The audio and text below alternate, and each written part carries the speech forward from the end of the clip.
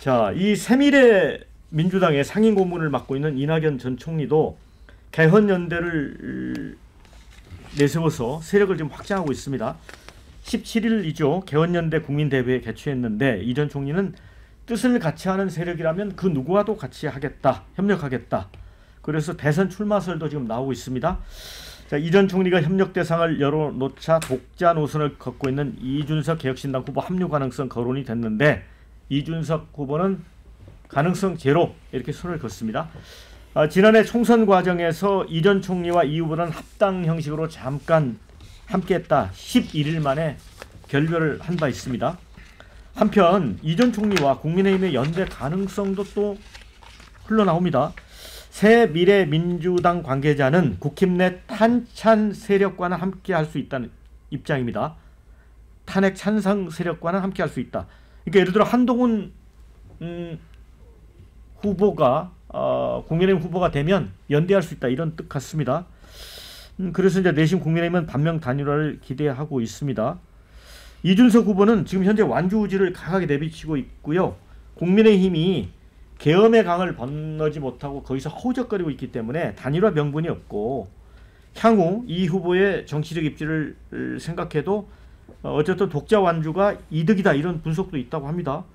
그래서 이 개헌을 고리로 한 3지대 연합인 반명 빅텐트를 놓고 빅텐트의 모양도 다르고 서로 각 진영이 원하는 것도 다르고 그래서 김두수 원장님 이게 텐트가 기둥이 세워지긴 할 것 같아요? 우리 정치에서 빅텐트란 이야기가 상당히 오래전부터 나오기 시작했는데 뭐 10년도 훌쩍 넘은 이야기인데요. 이게 성공한 적이 별로 없고요. 국민들이 별로 좋게 어감을 가지고 있지 않아요. 빅텐트란 말이 임시천막 느낌도 나고 요즘 유행하는 말처럼 뭐 플랫폼을 깐다 이러면 좀 다르게 보일지 모르겠는데 그런 느낌을 주고 있고 거기다 이 철저하게 이게 정치공학적 계산을 해서 이제 이 개헌이란 뭐 주제를 매개로 고리를 해서 이렇게 가능한 부분을 엮어보자고 생각하는데 지금 대통령 선거는 뭐 탄핵 찬성, 탄핵 반대 이런 걸로 뭐 분류는 되지만 그걸로 대통령 선거를 하는 건 아닙니다. 대통령 선거는 미래 비전이에요.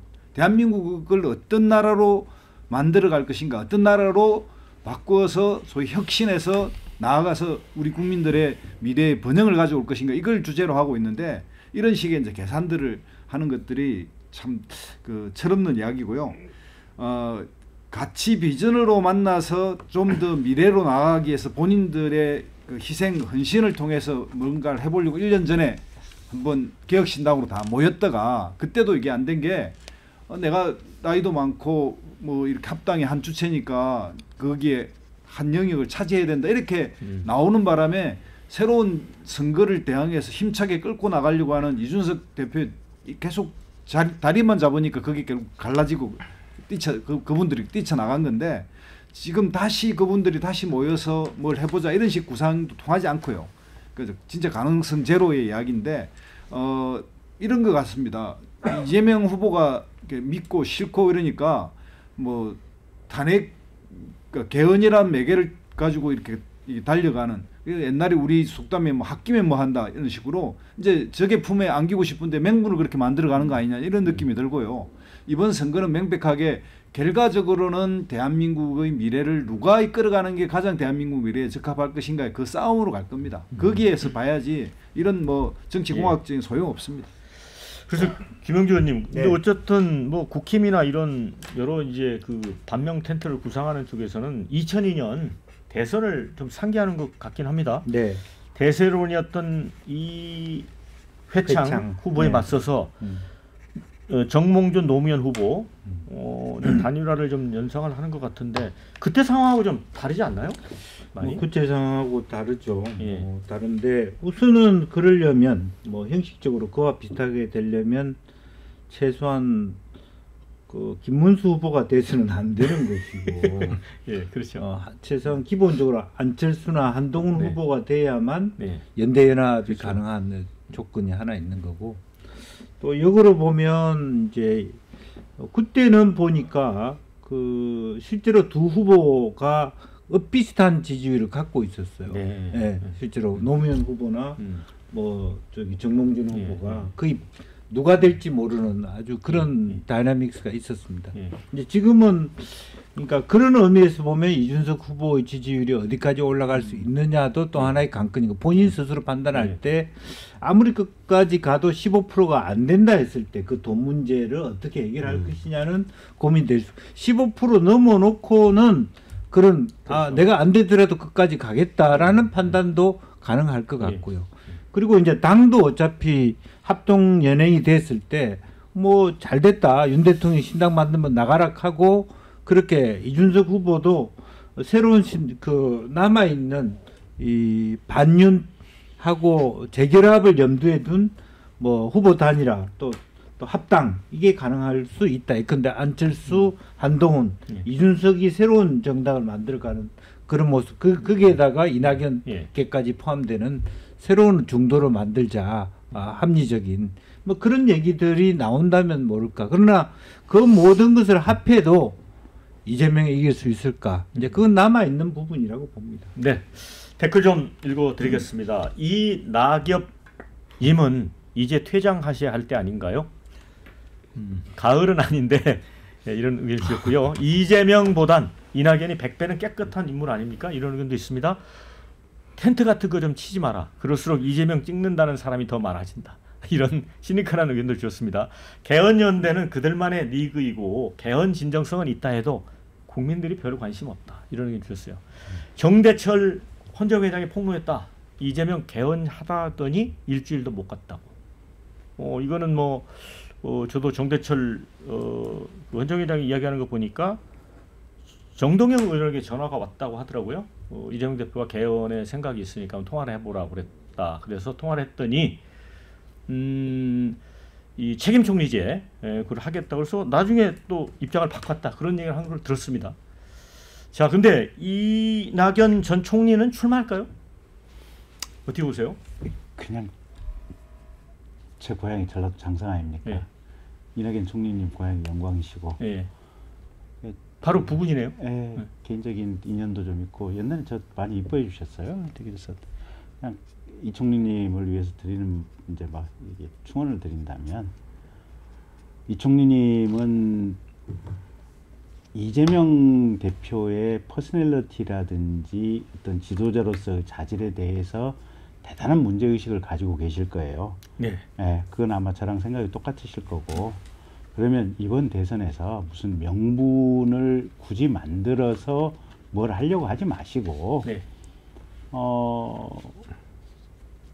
이준석이 됐든 아니면 혹여 국민의힘에서 한동훈이 대선 후보가 된다면 그냥 일방적으로 지지를 해주셔요. 직접 그냥 선수로 뛰지 말고. 선수로 뛰지 말고 네. 그리고 개헌 매개로 해서 뭘 하겠다 이런 얘기 하지 마시고 좋다. 이재명이 집권하는 것은 이 사람의 퍼스널리티에 가지고 판단을 해볼 때 대한민국 미래에 불행이 올 가능성이 굉장히 크다. 우리가 윤석열에서 한번 보지 않았느냐. 그렇다고 친다면 지도자로서의 어떤 심성적 자질이 괜찮은 한동훈이나 이준석을 나는 일방적으로 그냥 지지하고 이런 사람이 대통령이 됐으면 좋겠다. 이렇게 일방적으로 지지 선언을 해주시는 게 어떨까 싶어요. 그리고 그 과정에서 그 세력과 정치적인 어떤 운명의 거취를 함께 하는 것이 어떨까 싶고요.